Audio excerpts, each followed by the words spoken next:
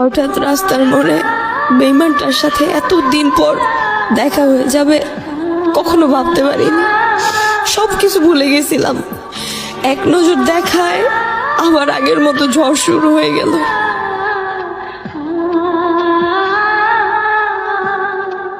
আগে ভাইবা প্রেম করলি না? তুই জানোস না তুই আমার ছাইরা চলে গেলে আমি পাগল হয়ে যাব।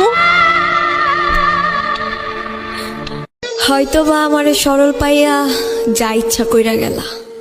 20 বছর, 50 বছর, হাইস্ট 100 বছর, তখন বাহাদুরি করিস।